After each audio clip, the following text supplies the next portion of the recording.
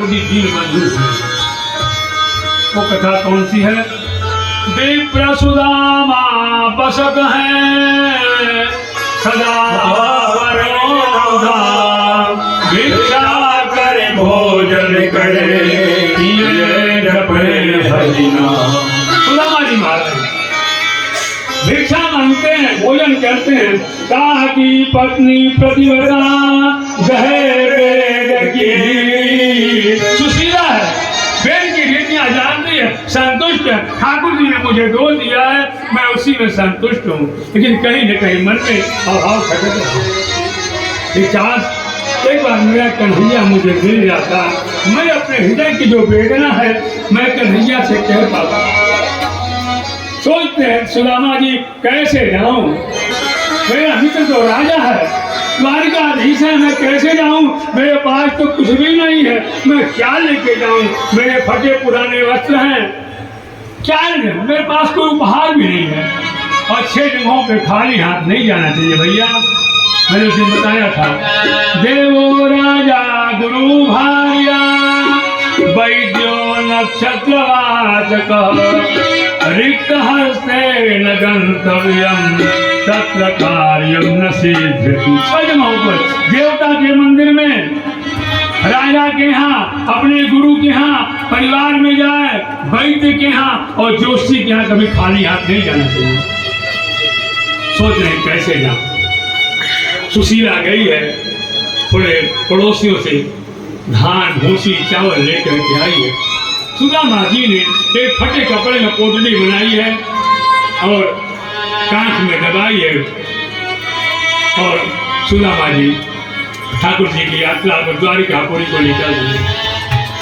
शीश पगान जगातन में प्रभु जाने को आहे बसे के ग्राम, धोती फटी से लटे लुपटे और पाने की नहीं शाम।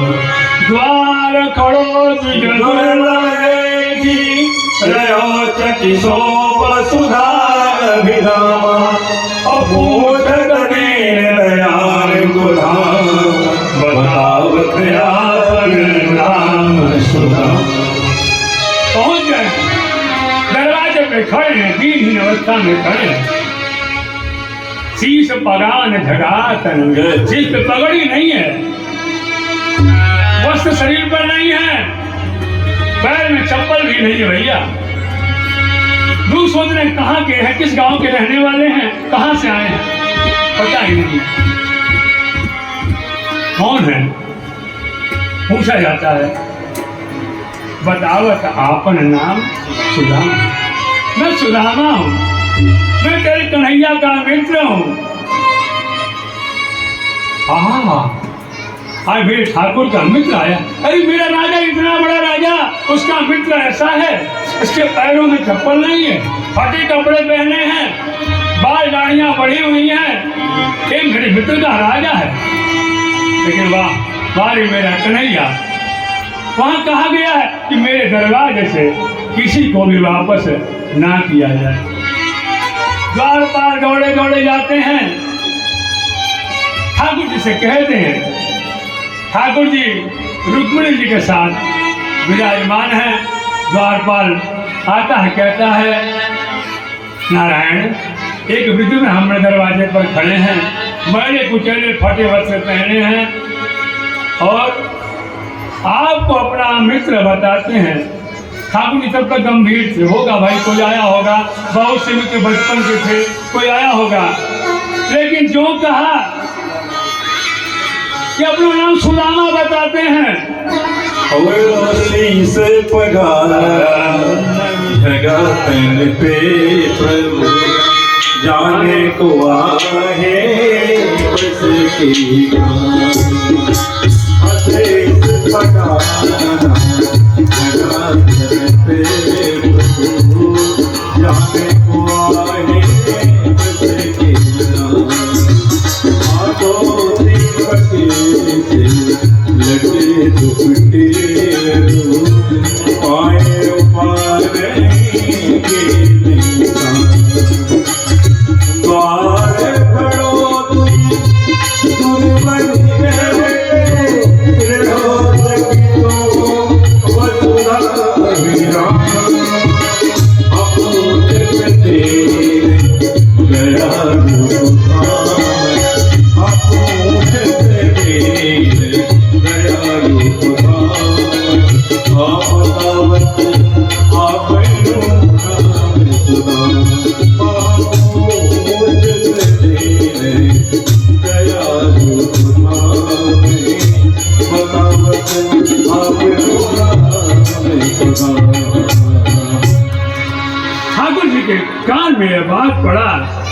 अभी तक भगवान चुप है। एक वृद्ध ब्राह्मण आया है, मैले कुचेले वस्त्र पहना है, कपड़े नहीं है, चप्पल नहीं, पैर में ठाकुर जी कुछ नहीं बोलते, आपको मित्र बताता है। लेकिन जब पढ़ा सुदामा तो छाणे राज ऐसे जी की गति जाने दो। छोड़ दिया राज का, ठाकुर जी ने दौड़ पड़े। आज का भैया कोई राजा होता ना, कोई मंत्री होता ना, तो दरवाजे से भगा देता, लेकिन मेरा कन्हैया दौड़ पड़ा। सुदामा दीन अवस्था में दरवाजे पर खड़े हैं, ठाकुर दौड़ पड़ा, हृदय से लगा लिया सुदामा जी को। हाय महादुख पायो सखा, तुम आए मित्र, तुम इतने दुख को प्राप्त करते रहे फिर भी मेरे पास क्यों नहीं आए? मित्र, तुम्हें पहले आना चाहिए था, आज तक इतने दिनों में क्यों नहीं आए? और जब ठाकुर प्रेम में वशीभूत हो जाता है तो भैया क्या करता है कि पानी पर आकर को हाथ छुलो नहीं, नैनन के जल किए से बिहारी विवाहिन कंटक जाले लगे जोरे, ऐसे बिहारी विवाहिन कंटक जाले लगे जोरे। आयो सखा आए तेरा कितने दिन को देखे सुदामा की दीन लता, करुणा करके करुणा निधि होए, ओ पानी पधार को हाथ छुए, पानी पधार को हाथ छुए, अनेर के जल तो पहुँचे, हम पानी पधार को हाथ छुए, अनेर के जल तो पहुँचे, अनेर के जल तो पहुँचे। कन्हैया ने परात का पानी हाथ में नहीं लगाया। भैया आपको एक बात बता दूं, ये जो मेरा कन्हैया है ना भैया, ये जो मेरा भगवान है ना, ये किसी का कर्ज अपने ऊपर नहीं रखता। इस कन्हैया के ऊपर एक कर्ज है रामावतार का। एक भक्त ने कर्ज चढ़ाया है, एक भक्त ने कर्ज चढ़ाया रामावतार में। आज कन्हैया को कर्ज उतारना है, कैसे उतारेंगे? एक भक्त का कर्ज है, क्योंकि ठाकुर जी क्या करते हैं, प्रबल प्रेम के पाले पड़कर प्रभु को नियम बदलते देखा, अपना मान डरे लाए, पर भक्त के मान बदलते दे। मेरा कन्हैया अपने भक्तों का जो होता है अपने ऊपर ले लेता है। रामावतार में जब राम लक्ष्मण सबरी माता के यहाँ गए हैं, सबरी माता के पास कठौता नहीं है, परात नहीं है, सबरी माता ने क्या किया है, आंसुअन पंकज पाया पखारी। सबरी माता ने तो यही किया भैया, अपने आंसुओं के जल ठाकुर के चरणों पे गिराए हैं। आज वही मेरा कन्हैया कर रहा है। इसीलिए पानी परात को हाथ छुए, नैन के जल परात का जल नहीं छुआ, सुदामा जी के पाद प्रक्षालन किया है अपनी आंसुओं के जल से। सुंदर सुंदर वस्त्र पहनाए। पूछा सुदामा, अब तो वृद्धावस्था आ गई, बाल्यावस्था की आयतें तो नहीं।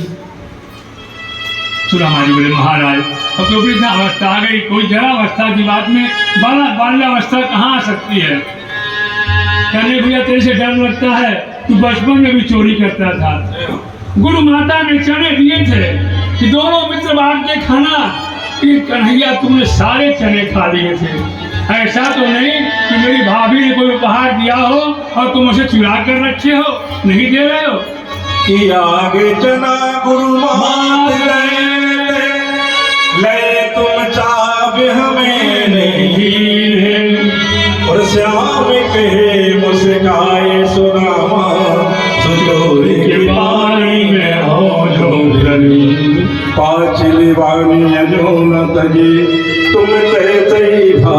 की तुंदल की, और पोटली काख में चाप रहे, तुम खोलते नाही सुधार से।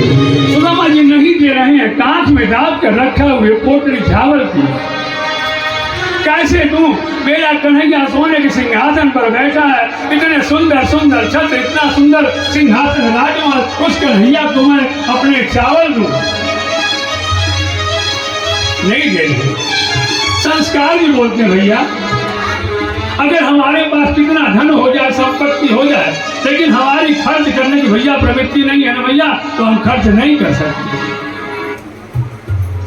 कुछ लोग जैसे इतने लोग आप यहाँ बैठे हैं भैया ना, तो एक जगह बहुत से लोग बैठे थे, तो एक व्यक्ति ने कहा कि भैया मेरे घर में एक शीशी में घी रखा हुआ है और हम लोग 4-5 पीढ़ियों से उस घी को खा रहे हैं, अब हमारी 4-5 पीढ़ियां खाएंगे। तो लोगों ने पूछा भैया वो कौन सी जादुई शीशी है कि एक शीशी में घी है, 4-5 पीढ़ियों ने खाया, 4-5 पीढ़ियां खाएंगी।